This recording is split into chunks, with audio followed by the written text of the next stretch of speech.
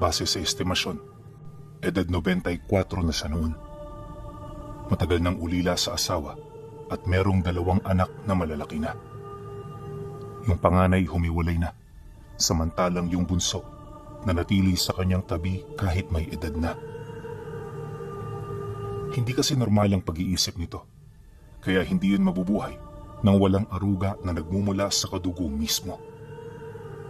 Bagaman tumutulong sa kanilang mga pangangailangan ang kanyang panganay, hindi yun sapat. Kaya itong si Tandang Bitang napilitan ng manguha ng kamote sa bukid araw-araw. Malayo ang nilalakad niya pero hindi niya ito iniinda alang-alang sa anak niya.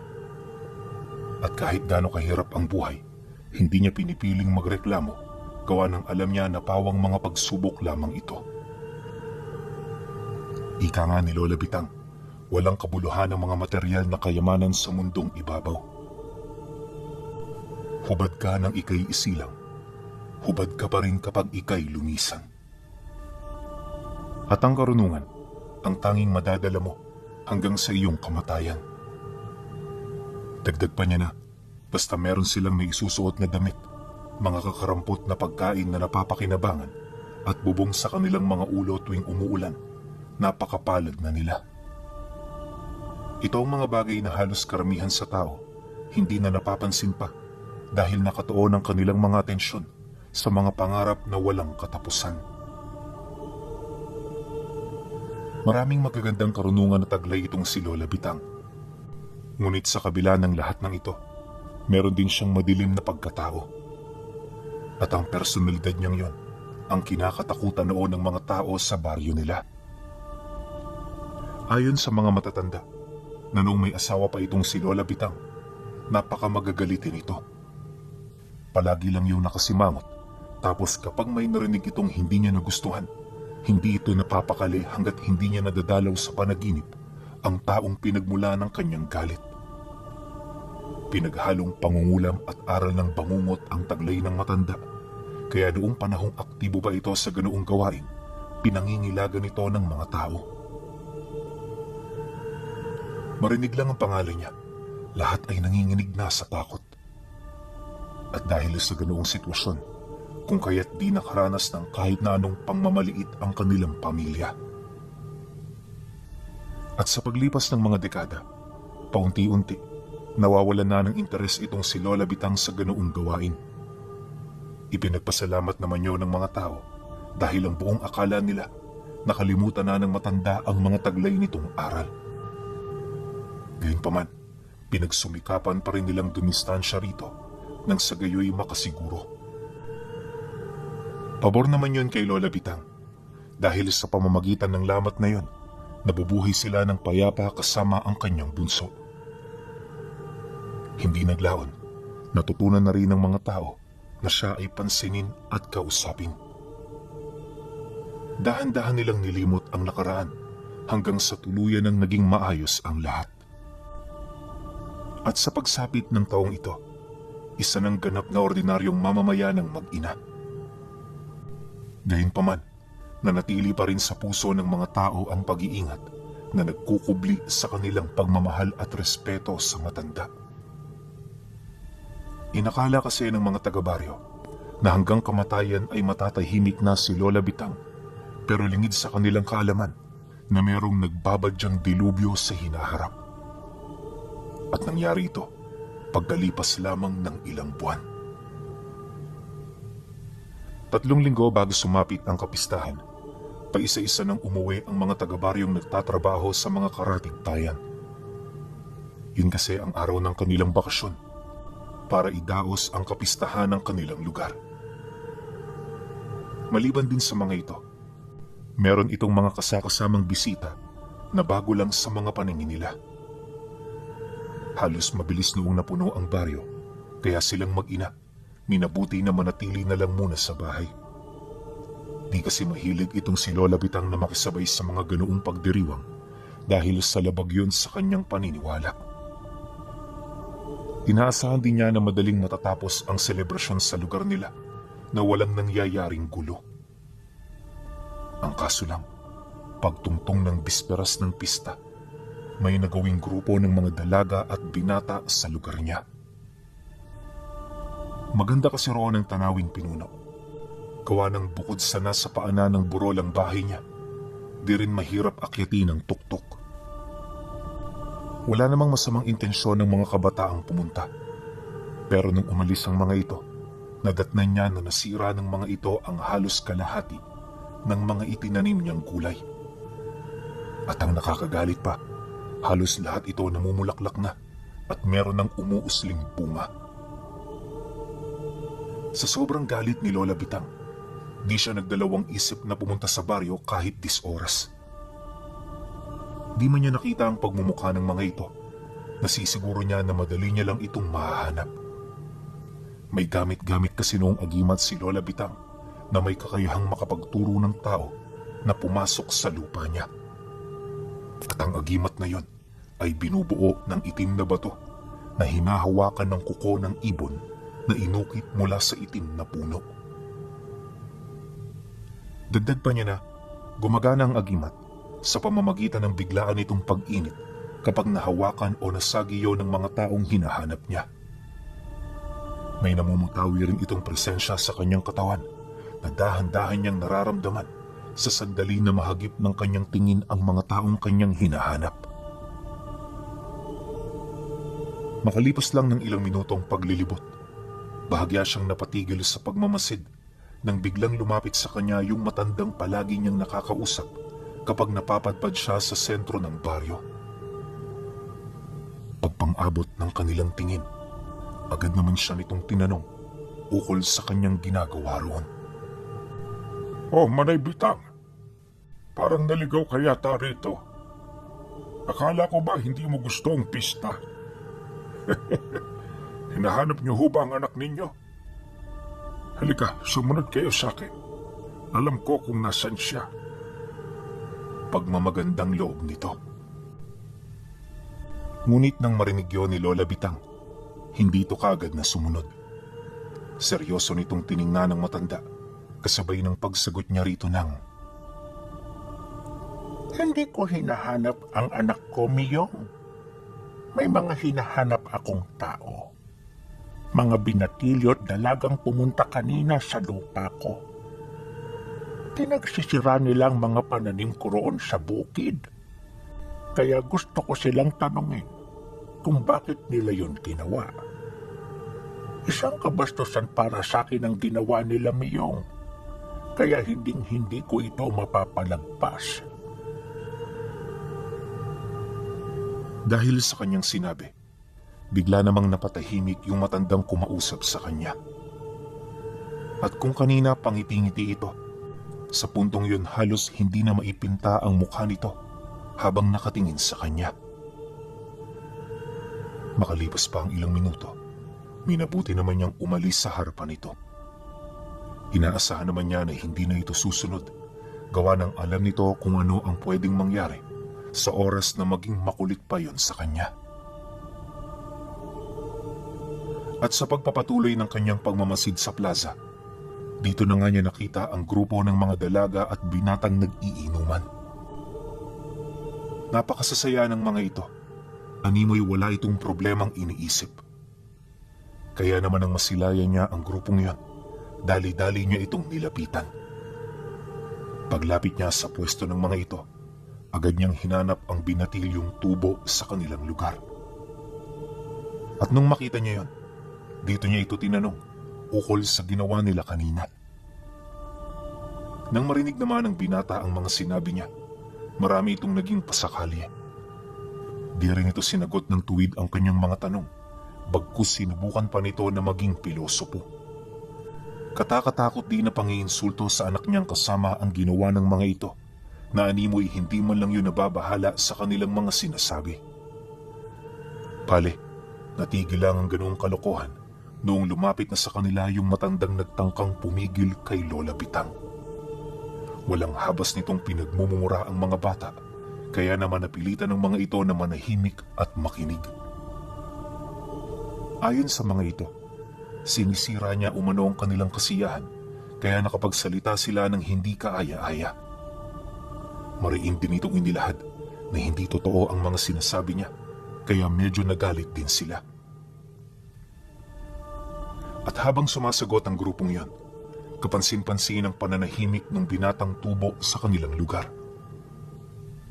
Di nagtagal, pagtahimik ng mga ito, dito na mas lalong nagalit pa si Miyong, dahilan para pansamantalang maantala ang kasiyahan sa plaza. At sa isang iglap, lahat ng atensyon doon nabaling sa kanila.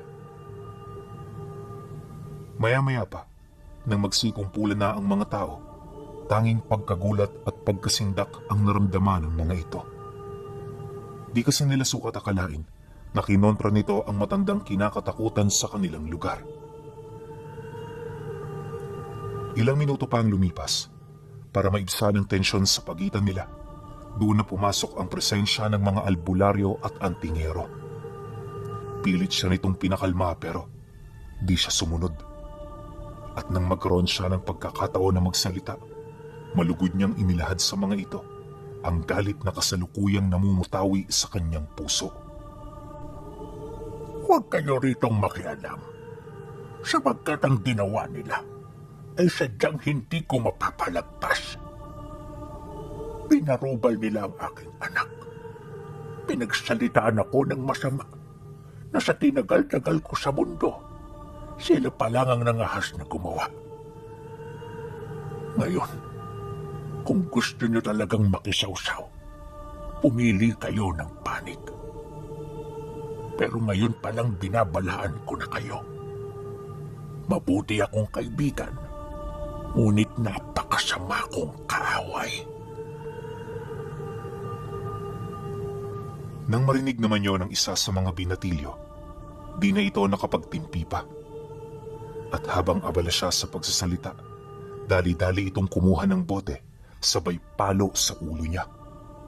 Wasak ang boteng yon, ngunit itong si Tandang Bitang, di man lang natinag sa kanyang kinatatayuan. At pagdaloy ng dugo sa kanyang ulo, dinalaan niya ito habang nakatitig sa lalaki. Ito na rin ang naging hudyat para lisanin niya ang lugar. Matapos ang insidente, hindi na gaanong masaya sa plaza. May mga mananayaw pa naman, pero karamihan sa mga taong nakakita, minabuti na umuwi na muna. Yung grupo namang nakasagutan niya, bumalik na rin sa bahay na tinutuluyan ng mga ito. Isinama rin ng mga ito ang mga albularyong namagitan sa kanila upang humingi ng tulong. Habang abala naman yon sa pag-uusap, tahimik namang naghanda ng ritual itong si Lola Bitang. Gamit ang tuyong dahon ng lubigan, gawid at atis, pinagsama-sama ito ni Lola Bitang para makagawa ng isang sangkap. Halos kalahating oras din niya yung dinurog at nung maging pulbos na ang mga ito, inilagay niya yon sa isang maliit na mangkok kung saan hinaluan naman niya ng isang malapot na langis na dinadasalan niya ng Latin kada Biyernes Santo. Pinatakan din niya ito ng luha ng itim na kandila bago niya yun nilagyan ng 7 baga ng kahoy. At habang tinutupok ito ng apoy, lumipat siya sa kaldero kung saan niya pinakukuluan ang bungo ng kambing. May mga inilagay din siya roong kakaibang sangkap upang kumapal ang usok nito habang pinapainit ito ng apoy. Matapos naman niya yung gawin, dito na siya lumuhod sa harapan ng altar kasabay ng dahan-dahan niyang pagbuklat ng libreta. At di pa man siya nakakapag-usal, nagpakita na sa tabi niya ang isang nilalang na nasa espiritual na kaanyuan. Ayon kay Lola Bitang, espiritu ng batibat ang nagpakita. Taliwas sa mga ordinaryong batibat na alam ng tao, hindi babae ang kasarian nito, bagkus isa yung lalaki. Di hamak na mas mabagsik kumpara sa mga normal na batibat. Madali lang din para dito ang pumatay ng tao, kaya sa oras na inutusan niya ito, tsak na ang kamatayan ng biktima. Ngunit sa gabing yon, hindi niya ito tinawag para pumatay. Ang nais niyang mangyari, gambalain ang grupo ng mga binatilyo upang maalarma ang mga ito. Batid din niyang unang gabi pa lang ng kanyang pagpaparamdam, kaya hindi niya kailangan na maging marahas at halang ang kaluluwa. Para kasi katakutan siya ng mga ito, kinakailangan niyang iparamdam sa mga ito ang itinatago niyang galit. Nagdesisyon din siyang parusahan ang mga taong yon ng ilang buwan para matuto at hindi na pamarisan. Pagkatapos niyang maihanda ang lahat ng sangkap, dito na siya nagdasal ng bakod at puder sa kanyang katawan. Magdamagan itong nagdasal ng katakatakot kung saan sa pagsapit ng umaga, nadatnan siya ng anak niya na payapang natutulog sa altar kung saan niya ginawa ang pamamarusa. Paggising naman niya, ubos na ang apoy ng kalan at halos wala siyang nakitang tubig mula sa kanyang pinakuluan. Nawala na rin ang sangkap na kanyang ginamit, indikasyon na matagumpay na nihatid ng tinawag niyang nilalang ang sumpa at karamdaman ng kanyang mga biktima. Matapos niya yung makita, agad niya yung iniligpit. Nilinisan na rin niya ang buong bahay upang maalis ang lahat ng bakas ng ritual. Subalit di pa man sumisikat ang araw, may mga nakita na siyang panauhin sa labas ng kanyang tahanan. Pagsilip niya rito, bumungad sa kanya ang 2 albularyong nakatira sa baryo. Bagaman nakikita ng mga ito na nakabukas na ang bintana, walang kahit isang nangahas na tumawag sa pangalan niya. Kaya naman nang makita niya ang 2, siya na ang nagmagandang loob na lumapit. Pagbukas niya ng pinto, agad namang nagsitayuan ang mga ito habang nakayuko. Tumayo kayo. Huwag kayong mahiya. Bungad na wika niya rito. Nang marinig yon ng 2, agad nitong binuksan ang pinto ng bakuran. Pagharap nito sa kanya, buong paggalang nitong inilahad ang tungkol sa kasalukuyang sitwasyon ng baryo nila. Dagdag pa nito na nagkakagulo na ang opisyal ng barangay dahil sa natatakot ang mga ito sa pwedeng maging kahinatnan ng insidente. Nagkakagulo na ho roon sa baryo. Manay Butang, yung mga batang nakaaway ninyo kagabi, mukhang sinasapian ng masamang elemento. Alam ho namin na kayo may kagagawa nito, kaya nakikiusap ho kami. Naalisin nyo na sa kanila ang sakit na ibinigay ninyo. Pwede ho natin itong pag-usapan, kaya hindi nyo ho kailangan magpadalos-dalos ng desisyon. Wika ng isa sa mga albularyo. Pasensya ka na rin. Pero hindi nyo mababawi ang aking desisyon. Nagkasala sila, kaya dapat nila itong pagsisihan. At nga pala, hindi dyan magtatapos ang lahat. Marami pa akong inihanda para mas masihan sila sa kanilang paglalakbay patungong impyerno. Dahil sa kanyang sinabi, hindi na nakaimik pa ang 2. Ang ginawa ng mga ito, tahimik na lang na tumango habang pinag-iisipan ang mga sinabi niya. Ilang araw pa ang lumipas, mas lalong tumindi ang sitwasyon. Bagay na naging daan upang magdesisyon sila na itigil ang ilang araw pa sanang selebrasyon. Base rin sa mga taong nakasaksi sa pangyayari, halos parang mga baliw na umano yung mga kabataang binigyan niya ng karamdaman.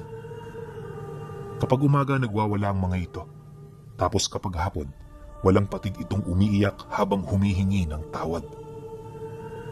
At sa pagsapit naman ng gabi, paulit-ulit yung umiiyak, buhat sa mga nararamdaman nitong hindi maipaliwanag na sakit sa kanilang mga katawan. Tatahimik lang din ang mga biktima kapag sumapit ang 4:00 ng madaling araw. At ang ganoong sitwasyon ang nagbigay ng matinding pasanin para sa pamilya ng lalaking nag-imbita sa kanila. Alam ng mga ito na malapit na silang maubusan ng oras, kaya naman halos gawin na nila ang lahat para lamang maibalik sa normal ang mga biktima. Napilitan rin yung gumamit ng mga hakbang upang subukang kumbinsihin itong si Lola Bitang. Ngunit lahat ng mga planong yon, hindi umepekto. At dahil dito, kung kaya't nagdesisyon na ang pamilya ng lalaki na magpatulong sa mga mersenaryong aswang. At sa puntong yon, ang nais nilang mangyari ay ipapatay na lang itong si Lola Bitang. Naniniwala sila na kapag pumanaw ang matanda, mawawala ng bisa ang lahat ng aral na pinakawalan niya. Ilang araw pa ang lumipas, natahimik ang baryo. Nang mapansin ito ni Lola Bitang, agad na pumasok sa isipan niya na merong nilulutong plano ang mga tao para mapigilan ang ginagawa niya. Dahil dito, muli siyang naghanda at sa puntong yon hindi sakit ang kanyang nilikha. Bagkus ang ginawa niya, magtawag ng mga kasama mula sa mundo ng mga engkanto. May kutob kasi siyang kinakailangan niya ito dahil kung hindi siya nagkakamali, nagbabalak lumusob ang mga taong may kaugnayan sa mga binata at dalagang kanyang pinaparusahan. Inaasahan naman niya ito, lalo pat hindi na rin maganda ang lagay ng mga biktima. Pinipilit naman itong tulungan ng mga albularyo, pero sa kasamaang palad, walang kahit na anong aral silang tangan ang may kakayahang kumontra sa lihim na karunungan ni Lola Bitang. Bagay na naging daan para isipin niya na meron itong nilulutong ibang plano. Pagsapit ng gabi noong araw na yon, duminig sa kanyang pagtawag ang mga itim na engkanto at mga taong dilim. Lahat ito nagbantay sa kanyang tahanan upang masiguro ang kanyang proteksyon. Halos inabot pa ng 3 araw ang pananahimik ng kanyang bahay bago niya naramdaman ang dahan-dahang pagbago ng presensya sa paligid. May mga naaamoy na rin siyang kakaiba, kaya naman nang maramdaman niya ito, di na siya nagdalawang isip na maghanda. Ano man ang nilalang ngayon, nasisiguro ni Lola Bitang na kampun din ito ng kadiliman. At sa pagsapit ng gabi ng 3 araw, dito niya na nakumpirma na mga aswang nga ang dumayo sa lugar nila. Batid din niya na ito ang kinuha ng mga taga-baryo upang pumatay sa kanya. Ngunit sa halip na mabahala, walang kahit katiting na bakas na pag-aalala ang namutawi sa isip niya. Alam ni Lola Bitang na hindi uubra ang mga nilalang na yun sa kanya, kaya naman malaya niya itong hinintay na makarating sa kanyang pamamahay. Ang kaso lang, nung gabi na hinihintay niya ito, hindi man lang ito naglakas loob na lumapit sa kanyang tahanan. Akala niya na sindak na ang mga nilalang, pero wala siyang kaalam-alam na nag-iisip pala ito ng plano. Isang hapon bago sumapit ang pagsalakay ng mga nilalang, bumisita ang kanyang panganay sa kanilang tahanan. Seryoso nilang pinag-usapan ng tungkol sa problema, ngunit sa kasamaang palad, hindi nila ito nahanapan ng solusyon. Mariing inilahad ni Lola Bitang na ang tanging paraan para maayos ang lahat ng gusot ay ang makipagpatayan sa mga ito. Dagdag pa niya na naihanda na niya ang lahat, kaya wala na itong dapat na ipag-alala pa. Nang marinig naman yun ng kanyang anak, nababahala naman yung sumagot sa kanya ng, "Di niyo rin ho sila masisisi, Inay. Dahil ang mga batang biniktima ninyo, sadya hong nasa kalunos-lunos ng kalagayan. Kahit sino maaawa sa kanila, kaya marami ang mag-iisip ng hakbang para ho kayo ay mapigilan." Pagkarinig naman ni Lola Bitang sa sinabi nito, napangisi lang naman siya habang sumasagot dito ng, Yan ang problema sa tao, anak. Mahilig tumulong ng hindi inaalam ang punot dulo ng problema. Hayaan mo sila kung yan ang gusto nila. Pero huwag kang mag-alala. Maliban sa mga binata at talagang naghihirap ngayon, wala na akong isusunod. Hihintayin ko na lamang dito ang pagdating ng aking mga panauhing pandanghal. Matapos ang pag-uusap, pansamantalang iniba ng kanyang anak ang kanilang paksa. At sa halip na problemahin ang hindi dapat, pinagtuunan nito ng pansin ang kalagayan nila ng kapatid niya. Pagsapit naman ng hapon, nagdesisyon na itong umalis, gawa ng marami pa yung gagawin. Nang marinig naman niya ito, wala siyang nagawa kundi ito ay hayaan. Sa pagsapit ng gabi, dito niya na unti-unting napapansin ang paglapit ng mabigat na presensya sa pamamahay nila. Dala ng pag-aalala, agad niyang pinatulog ang anak niya upang makapagbantay siya sa labas ng bahay. Kalahating oras lang ang lumipas. Kagaya ng inaasahan, dumating na ang mga bisita na matagal na niyang hinihintay.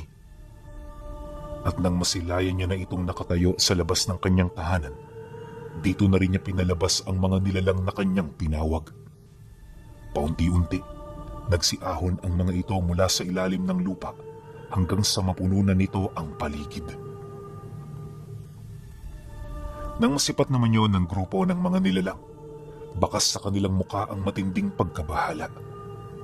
At bagaman natatakot sa abilidad ni Lola Bitang, di sila basta-bastang nagpasindak at natinag. Naisip nila na mas malakas sila rito ng di hamak sa kadahilan ng taglay nila ang pisikal na lakas ng isang ganap na aswang. Kaya naman makalipas ang ilang minutong pagmamasid, buong tapang na sumugod ang mga mersenaryo. Sa pagkakatanda ni Lola Bitang Pinuno, nasa humigit 15 ang mga ito. Mabilis yung nagsipalit ng anyo, animoy hindi ito tumungo sa lugar na yon nang hindi nakahanda. Pagsilay naman niya sa mga ito, napangisi lang naman siya kasabay ng pagwika rito ng, Anong inaakala ninyo? Mas makapangyarihan kayo kumpara sa akin? Oo, higit na mas maunlad ang abilidad ng mga aswang. Pero meron kayong nakaligtaan. At ito ay ang katotohanan na hindi rin ako isang pangkaraniwang nilalanglang. Pagkasambit niya ng mga kataga, agad siyang umihip ng usal sa hangin. Maya-maya pa, nang kumalat na ito sa paligid, nasipat ng mga kalaban niya ang abnormal na pagliwanag ng mga nilalang na kanyang tinawag. Hindi naglaon, dito na yun nagkaroon ng mabibigat na aura. Ramdam na ramdam ito ng mga aswang, pero pilit nila itong ipinagsasawalang bahala sa paniniwalang hindi sila kakayanin ng mga ordinaryong engkanto. Ngunit nang makasagupa nila ang mga ito, dito nila napansin ang lakas nitong halos kapantay ng sa kanila. Ilang beses na rin nila yung napinsala pero sadyang matitibay ang katawang hiniram ng mga engkanto. Dahil sa ganoong sitwasyon, habang tumatagal nararamdaman na ng mga kalaban ni Lola Bitang ang pagiging dehado. Marami sa kanila ang sumubok na umatras, pero sa kasamaang palad di ito nakatakas. Bago pa man kasi sila makalayo, sinagupa na sila ng halos hindi mabilang na mga taong dilim. At ang mga talunang nilalang nilamon sa kailaliman ng kadiliman. Para naman makagante ang matanda sa grupo ng mga mersenaryo, iniwan niyang buhay ang namumuno sa mga ito. Nang tuluyan niya yung mahuli, dito na nangyari ang katakatakot na pagpaparusa. Umaga man o gabi, hindi niya ito pinagpahinga para lamang malaman kung sino ang utak sa pagtawag sa kanila. Ayon sa kanya, hindi naging madali ang ginawa niyang pagtatanong dahil yung nilalang na yon naging matigas at maingat sa pagsagot. Na tila bang kahit sa kahuli-hulihan ng buhay nito, mas pinipili nitong maging matapat sa taong nag-utos sa kanilang grupo. Subalit dahil sa tindi ng parusang ginawa niya, kalaunan ay napalambot na rin niya ang nilalang na yon. Ayon kay Lola Bitang, na nasa bingit na yon ng kamatayan bago ito nagsimulang kumanta. Bagay na naging daan para malaman niya ang taong nasa likod ng pagsalakay nito sa kanya. Ayon sa nilalang, ang nag-utos sa kanila ay walang iba kundi ang ina ng binatang nakatira sa kanilang lugar. Inamin din ito na magkadugo sila Kaya kahit kilala nila ito, hindi sila natinag ni nagdalawang isip na sumunod. Mariin din itong inilahad. Inaasahan na nila ang ganoong pangyayari. Kaya naman sa kanilang pag-uusap, hindi malabong tumakas na rin ang tunay niyang kalaban. Dagdag pa nito na, yun din ang nag-utos sa mga kabataan na pumunta sa kanyang lugar noong bisperas ng pista. At ang layunin nito ay para galitin siya at ilabas ang dati niyang pag-uugali. Nagawa naman ito ng taong yun. Ngunit sa kasamaang palad, hindi ito nagtagumpay sa ibang aspeto ng kanyang plano. Nang marinig naman ni Lola Bitang ang sinabi nito, matinding galit ang kanyang naramdaman. Walang sabi-sabi, agad niyang itinarak sa leeg ang hawak niyang kutsilyo, sabay utos sa mga taong dilim na dalhin yon sa kanilang mundo. Pagkatapos nito, doon niya na hinanap ang tunay niyang kalaban gamit ang alaga niyang batibat. At habang ginagawa niya ito, paunti-unti na niyang binabawi ang karamdaman ng mga biktima. Inilahad niya ito sa anak niya upang ito ang magdala ng mensahe niya sa baryo nila. At nang malaman naman yon ng mga tao, dito niya naramdaman ang taus-pusong pasasalamat ng mga ito. Sa loob ng halos isang linggong paghahanap, nanatiling malayo sa kanyang kamay ang kanyang hinahanap. Ngunit dahil sa alaga niya, naging posible ang lahat. Kaya naman ang matuntun niya ang kinaroroonan nito, hindi niya na yun tinantanan. At hanggang sa kamatayan ng taong yun, di na ito nakatulog. Ayon kay Lola Bitang, halos mag-iisang buwan ang lumaban sa kanya ang biktima. Marami itong ginawa na parang harang para sa batibat niya, pero di yun umubra. At sa ilang araw na hindi yun nakakatulog, paunti-unti na itong nanghina hanggang sa tuluyan na yung nawala ng kakayahan na lumaban pa. Magmula noon, pawang hinintay na lamang nito ang nalalapit nitong kamatayan. At nung pumanaw na ito, tsaka pa lamang niya pinauwi ang kanyang alaga. Magaling na rin noon ang mga bata, kaya nakauwi na yon sa kani-kanilang mga lugar. Dahil sa insidente, muling bumalik ang takot ng tao sa kanya.